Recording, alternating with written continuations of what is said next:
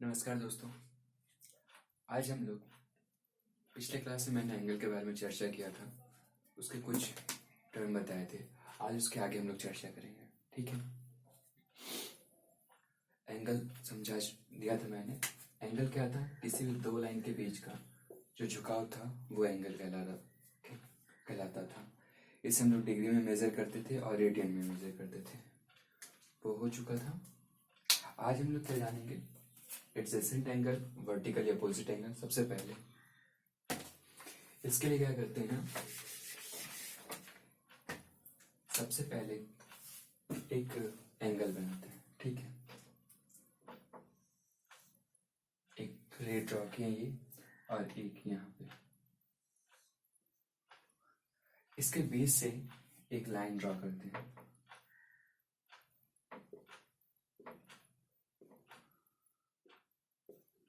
मान लेते हैं ये पॉइंट O है हमारा, ये A है और ये B है, ठीक है।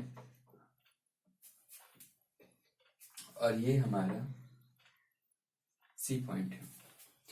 तो देखिए यहाँ पे B, O और C के बीच में एक एंगल बनेगा, ये जिसका नाम होगा एंगल BOC। जिस पॉइंट पे एंगल बनता है उससे हम बीच में रखते हैं और बाकी दोनों किनारे को साइड में रखते हैं। उसी तरह से ये एंगल होगा AOC।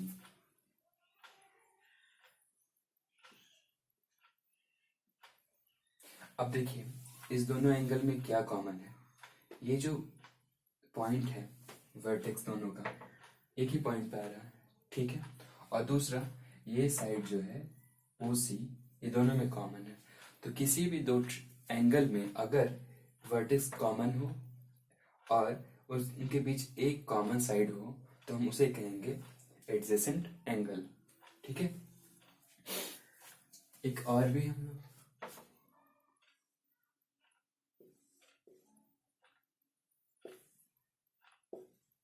जैसे इसमें ये एंगल और ये एंगल क्या होगा, हमारा एडजेसेंट एंगल होगा। क्यों? क्योंकि इस दोनों में ये साइड कॉमन है हमारा और ये पॉइंट कॉमन है, ठीक है। अब एडजेसेंट एंगल का ही, ये क्लियर हो गया ना। एडजेसेंट एंगल का ही स्पेशल केस लीनियर पेयर होता है, ठीक है। लीनियर पेयर इसका मतलब क्या? अगर एक लाइन ड्रॉ करते हैं हम ये, और इसके बीच में कहीं एक पॉइंट ड्रॉ कर दें, ऐसे ये लाइन था, उसके ऊपर में ये एंगल और ये एंगल दोनों मिलके एक लाइन बना रहा है, उसे हम लोग कहते हैं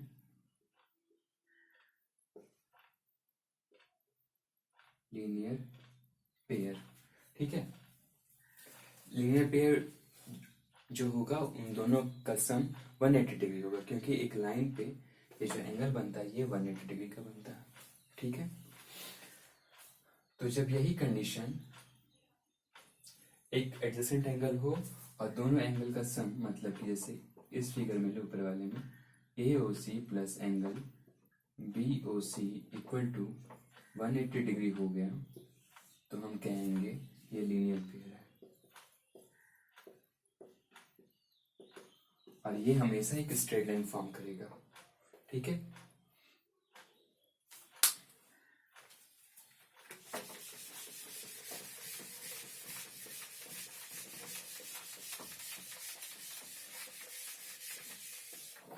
देखिए अब जब दो लाइनें काट रही होंगी एक दूसरे को, ठीक है, मान लेते हैं इंटरसेक्शन पॉइंट जो है हमारा वो O है, ठीक है। और ये जो लाइन है ये हमारा A B और ये हमारे मान लेते हैं C और D है, ठीक है। अब क्या होगा, देखिए एंगल AOD ये वाला, इसको 1 ले लेते हैं, ठीक है। और एंगल DOB ये एंगल 2, देखिए ये दोनों मिलकर के एक लीनियर पेयर है, ठीक है। उसी तरह से एंगल AOC ये 4 और BOC ये 3। देखिए ये एंगल 3 और 4 मिलकर लीनियर पेयर है, 2 और 3 मिलकर लीनियर पेयर है। तो ऐसे कंडीशन में हम लोग इस पे गौर करते हैं। अब इसको रखने दीजिए, लाइन AOB इस पे और ये वाले पे गौर करते हैं, या फिर ऊपर देख लीजिए, इसको बंद करिए, नीचे स्पष्ट नजर आएगा देखने में भी। AOB ये एक लीनियर पेयर है, AOC ये जो है एंगल है मान 4 है, और ये एंगल BOC 3 है। इस दोनों का सम 180 हो रहा है। तो इसी तरह में क्या होगा, जब दो लाइन एक दूसरे को काट रहा होगा तो ये जो सामने का वर्टिकली अपोजिट, इसके ठीक अपोजिट 1 और 3 एक दूसरे के अपोजिट है, और 2 और 4 एक दूसरे के अपोजिट है। तो एंगल 1 जो है वो एंगल 3 के बराबर होगा, और एंगल 2 जो है वो एंगल 4 के बराबर होगा। और इसको हम लोग क्या कहेंगे, तो इसी को कहेंगे वर्टिकली अपोजिट एंगल्स, ठीक है। वर्टिकली अपोजिट एंगल्स, और इसी को हिंदी में क्या कहते हैं, शीर्षाभिमुख कोण। शीर्षाभिमुख कोण मतलब शीर्ष के सामने वाला जो कोण है उसको कहते हैं शीर्षाभिमुख कोण, ठीक है। तो ये क्लियर हो गया, adjacent angle, linear pair, vertically opposite angle. अब आते हैं आगे पैरेलल लाइंस पे।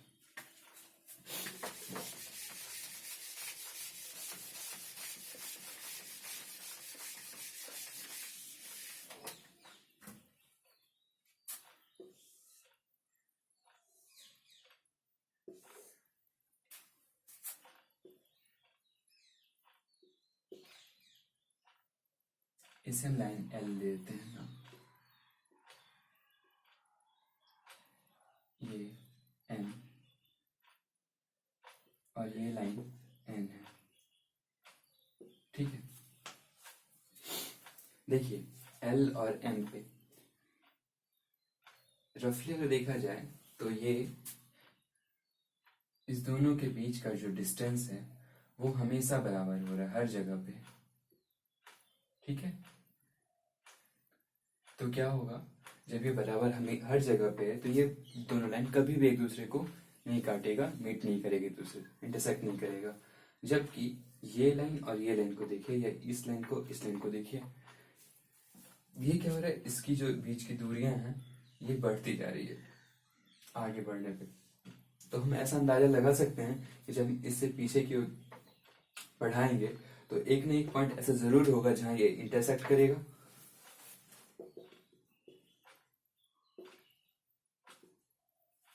यहाँ पे इंटरसेक्ट किया।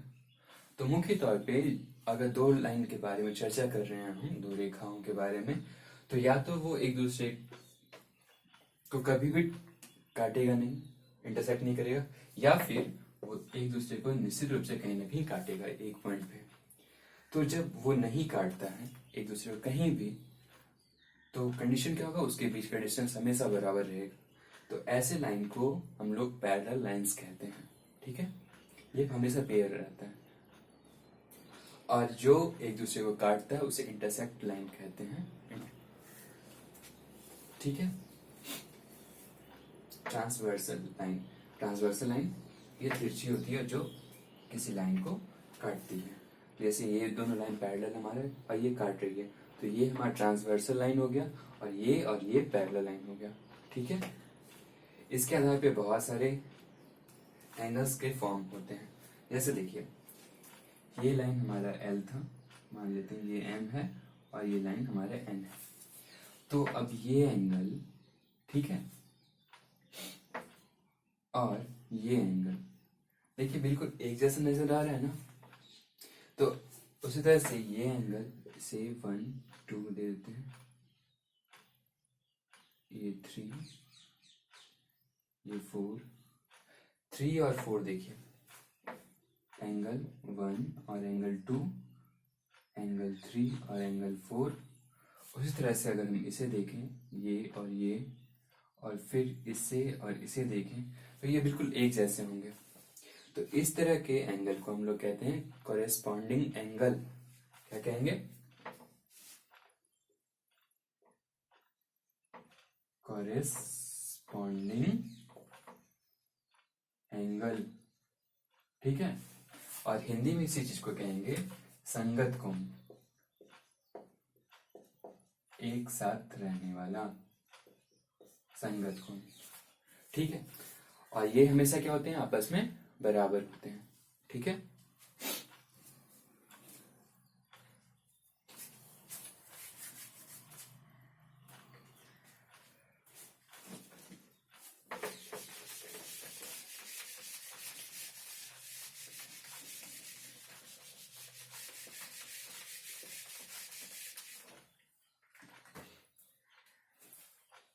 तो ये हो गया कॉरेस्पॉन्डिंग एंगल।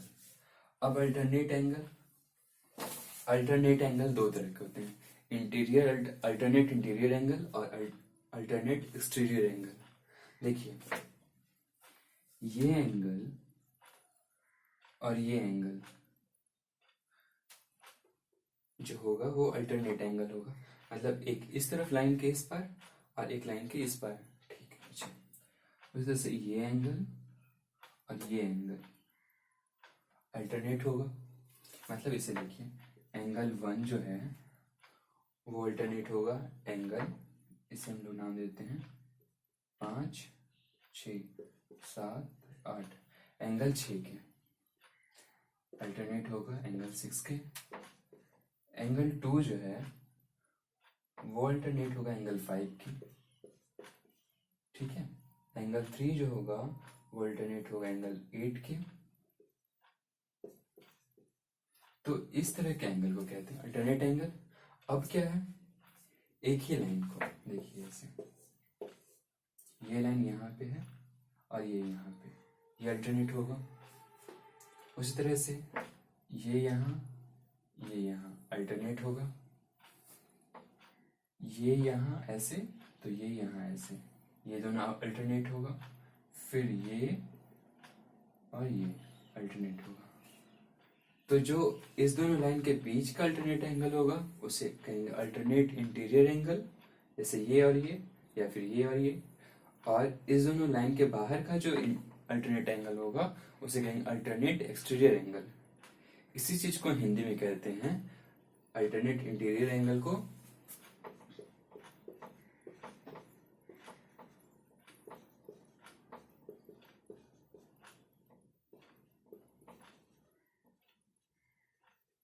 एकांतर अंतःकोण, और जो बाहर वाला होगा उसे एकांतर बहिष्कोण कहेंगे। ठीक है। बहिष् मतलब बाहर।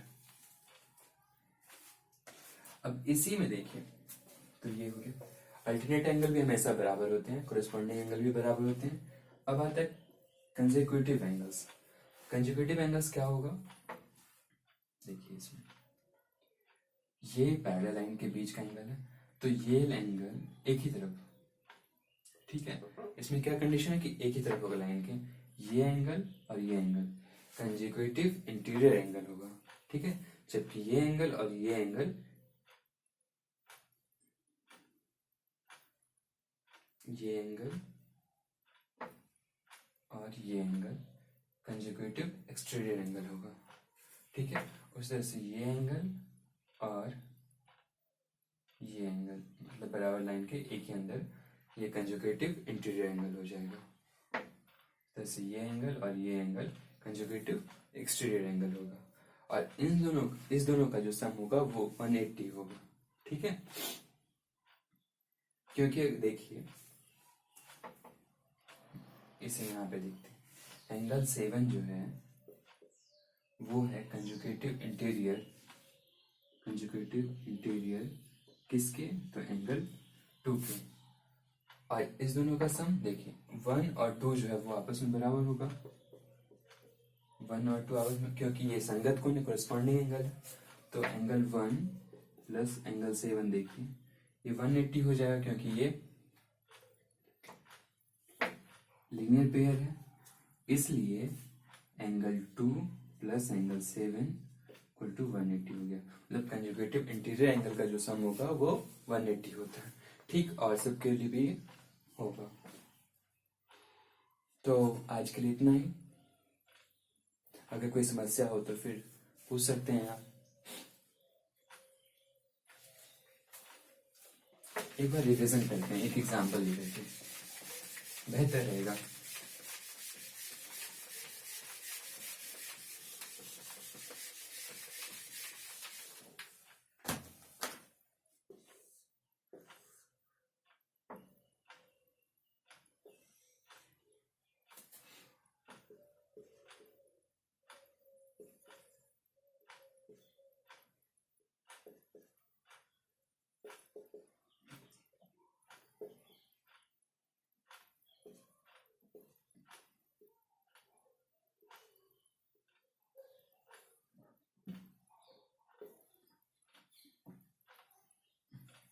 देखिए,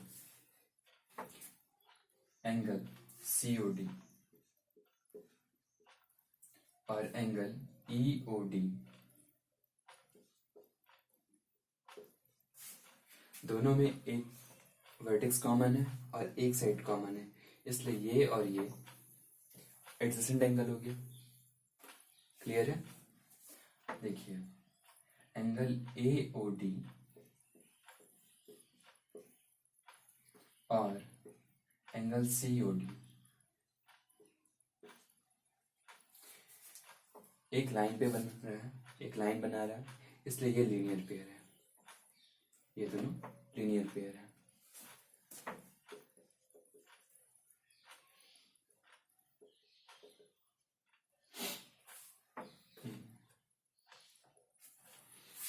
अब देखिए पैरेलल लाइन, हम यहाँ पे एक लाइन को खींच लेते हैं। ये लाइन हमारा पैरेलल, अगर दोनों के बीच का डिस्टेंस बराबर है, और ये लाइन हमारा ट्रांसवर्सल लाइन है, क्योंकि ये इस दोनों को काट रहा है।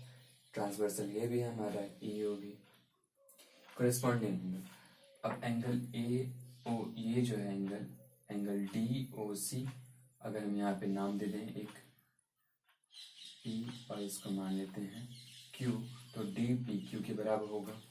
ये कोरिस्पॉन्डिंग एंगल हो जाएगा हमारा। उसी से अल्टरनेट एंगल, ये एंगल ले लें, और अगर हम एक एंगल यहाँ है ना हमारा, तो ये ले लें एंगल AOB, ये हमारा अल्टरनेट एंगल हो जाएगा। और अल्टरनेट कैसा? तो एक्सटीरियर, क्योंकि ये जो पैरेलल है उसके बाहर है। उसके कंजुगेटिव एंगल ये वाला QPO और एंगल POC जो है वो हमारा क्या हो जाएगा? Conjugative angle.